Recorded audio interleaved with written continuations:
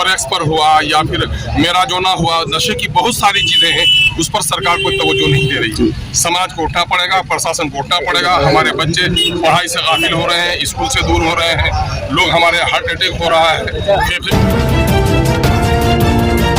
Sir, आज अररिया के इस धरती पर आए हैं नशा मुक्ति कॉन्फ्रेंस में, तो किस प्रकार से इस देखिए, शराबखोरी पर तो सरकार ने पाबंदी लगाई है। जी जी, लेकिन शराबखोरी की पर पाबंदी लगाई है, मैं सरकार को साधुवाद देता हूँ।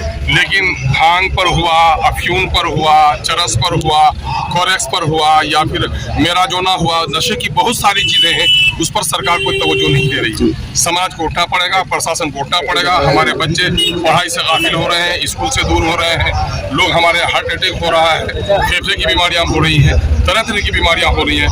बिलखुसूस मुस्लिम समाज में चूंकि शराब हराम है, इसलिए मुसलमानों के उलमा को उठना पड़ेगा, मुस्लिम नुमाइंदे को उठना पड़ेगा, समाजी कारकुन को उठना पड़ेगा, ताकि अपनी नस्लों को बचाना पड़ेगा। और मुल्क हिंदुस्तान में चूंकि शराब और लोग क्या हराम है या नहीं मुझे नहीं जानता, लेकिन सख्ती से मुसलमानों के यहाँ हराम है। और इस हराम पर अगर मुसलमानों ने अपनी सोसाइटी अच्छी बना ली, तो यकीनन है कि इसके असर से दूसरे भाइयों की बस्तियों पर भी अच्छा असर पड़ेगा। क्या आप इसके लिए विधानसभा में आवाज उठाएंगे? यकीनन मैं चाहता रहा हूँ, मैं मुखालिफ के बावजूद भी सरकार के शराबबंदी का हमने समर्थन किया है। और मैं चाहता हूँ कि इन बारीकियों को भी, कि शराब पर जिस तरह पाबंदी लगाई है, सजाएं दी जा रही हैं, ठीक उसी तरह मेरा जो नाम पीते हुए कोई पकड़ा जाए, इसमें पीते हुए कोई पकड़ा जाए, उसको भी जेल भेजा जाए। जो लोग इस तरह की दवाइयाँ बेच रहे हैं, ऐसी दुकानों के दरवाजे बंद हो, जेल भेजे जाए। इसके लिए आप लोगों को रायमा बनाना चाहिए, मीडिया वालों को, और हम लोगों को भी इसका फरीजे का एहसास है। यकीनन है कि मौका मिलेगा। सरकार की जानिब से नशा मुक्ति का ऐलान करने के बावजूद भी अगर नशा घर घर तक पहुंच रही है, तो इसका जिम्मेदार कौन है? नशा मुक्ति का ऐलान कर रही है, लेकिन नशेड़ियों की रिहेबिलिटेशन का जो मामला है, कोई सेंटर सीमांचल में काम नहीं कर रहा है।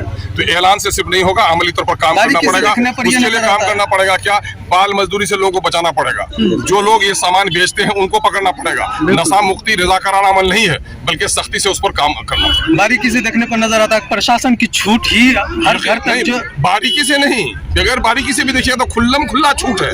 और उससे बड़ा सोसाइटी बेनियाज है। सोसाइटी बेनियाज है। सोसाइटी के सब लोग को उठना पड़ेगा। प्रशासन के लोग आज यहाँ आए हैं, कल दूसरी जगह चले जाएंगे, लेकिन सोसाइटी हर दिन यहाँ रहेगी। इसलिए मुकामी लोगों को उठने की ज्यादा जरूरत है। सर, ये तो अररिया का ही नहीं, मतलब बहुत बड़ा है, मतलब जो सीमांचल का ही नशा मुक्ति वाला, तो उसमें क्या क्या स्टेप है?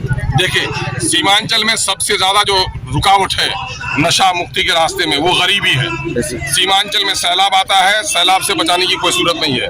सीमांचल में अच्छे तालीमी इदारे नहीं है, और सीमांचल के मजदूरों को जो बाहर चले जाना पड़ता है, तो बाप के बाहर रहने के नतीजे में बच्चे बिगड़ रहे हैं। इसलिए यहाँ की आर्थिक स्थिति को भी ठीक करना बहुत जरूरी है। सीमांचल जब तक विकास के मामले में आगे नहीं बढ़ेगा, नशा के मामले में नहीं रुक पाएगा।